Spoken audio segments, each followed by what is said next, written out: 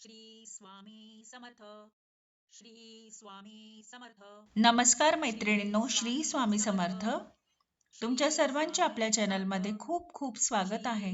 तुमच्या सर्वांच्या सर्व चांगल्या मनोकामना पूर्ण होत हीच मी महाराजांच्या चरणी प्रार्थना करते आणि आजच्या आपल्या नवीन व्हिडिओला सुरुवात करते. आजच्या आपल्या नवीन व्हिडिओचा विषय असा आहे की येत्या 6 मार्च रोजी विजया एकादशी आहे आणि या नावाप्रमाणेच विजया एकादशीचा उपवास केल्याने आपल्याला प्रत्येक क्षेत्रामध्ये विजय प्राप्त होत असतो. पद्मपुराणामध्ये देखील सांगितले आहे की या एकादशीचे व्रत केल्याने मनुष्याला सर्व क्षेत्रामध्ये विजय भेटतो आणि सर्व पापांचा नाश होत असतो. आणि या व्रताचे पालन केल्याने वाजपेयी यज्ञासारखे पुण्य फळ मिळते आणि शत्रूंचा पराभव देखील होतो.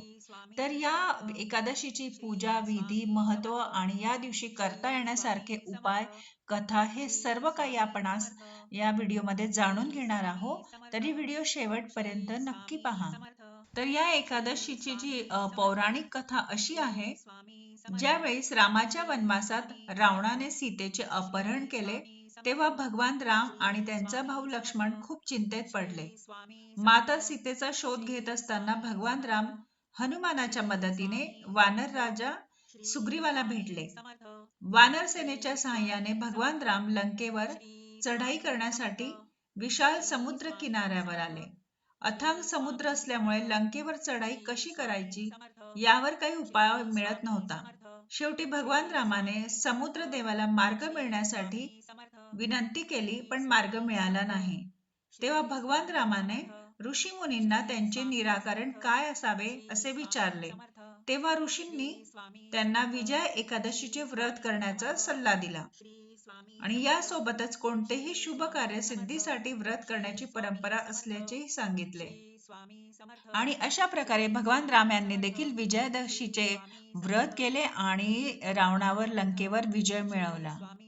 आणि आता ही पूजा कशी करायची, तर विजया एकादशीच्या आदल्या दिवशी वेदी बनवून त्यावर 7 धान्य ठेवायचे आहे. मग त्यावर कलश ठेवा. एकादशी तिथीला ब्रह्म मुहूर्तावर उठून स्नान करून ध्यान करायचे आहे. त्यानंतर हातात फूल व अक्षता घेऊन व्रत करायचे आणि संकल्प घ्यायचे आहे. यानंतर 5 पान कलशाला ठेवून चतुर्भुज स्वरूपात भगवान विष्णूंची मूर्ती किंवा चित्र स्थापित करायचे आहे, किंवा राम दरबार असेल तर ते देखील तुम्ही स्थापित करू शकतात. आणि अक्षदा, शेंदूर, धूप, दीप, फळे, फूल, तुळस अर्पण करायची आहे. त्यानंतर मिठाई आणि तुपाचा दिवा लावायचा आहे.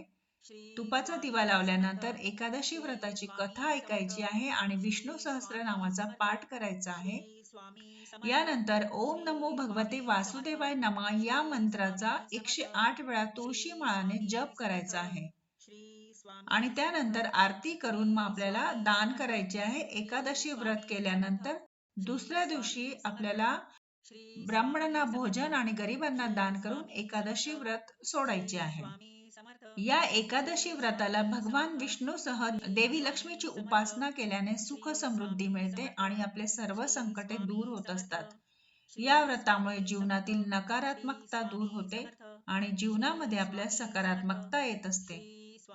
विजया एकादशीचे व्रत केल्याने अन्नदान, गायदान, सुवर्णदान, भूमिदान यासारखे आपल्याला पुण्य मिळत असते आणि मनुष्य जन्माच्या बंधनातून मुक्त होऊन मोक्ष प्राप्त करत असतो. आणि या एकादशीला आपल्याला करता येण्यासारखे जे उपाय आहे ते म्हणजे आपल्याला सकाळी लवकर उठून पाण्यामध्ये केशर टाकून आंघोळ करायची आहे. त्यासोबत आपल्याला पाण्यामध्ये केशर टाकून सूर्यनारायणाला अर्घ्य द्यायचे आहे. आणि ओम क्लीन कृष्णाय नमः या मंत्राचा आपल्याला 3 माळ जप करायचा आहे. आणि या दिवशी भगवान विष्णूंना जो नैवेद्य दाखवायचा आहे, अगदी आवर्जून तुम्हाला पंचामृताचा नैवेद्य नक्की दाखवायचा आहे आणि त्यासोबत पंजिरी आणि केळ्याचा देखील नैवेद्य दाखवायचा आहे. 3 नसेल शक्य तर 1 तरी नक्कीच दाखवा तुम्ही याच्यामधला. अशा प्रकारे नियमाचे पालन करून आणि भगवान विष्णूंचे आवडते नैवेद्य त्यांना दाखवल्याने आपल्या जीवनामध्ये सुख समृद्धी येतील आणि आपल्या जीवनातील सर्व अडथळे संकटे दूर होतील. आपल्याकडून झालेल्या कळत नकळत पापांपासून आपल्याला मुक्ती मिळते. ह्या एकादशी व्रताचे हे खूप मोठे पुण्य फळ आहे आपल्याला. अगदी लहानशा माहितीसोबत आजचा व्हिडिओ इथंच थांबवते. झालेली सेवा महाराजांच्या चरणी रुजू करते. व्हिडिओतली माहिती आवडली असेल तर सगळ्यांना शेअर करा, चॅनलला लाईक आणि सबस्क्राईब करायला विसरू नका. पुन्हा भेटूया अशा छानशा नवीन व्हिडिओ सोबत, माहिती सोबत. तोपर्यंत सर्वांना बाय आणि श्री स्वामी समर्थ.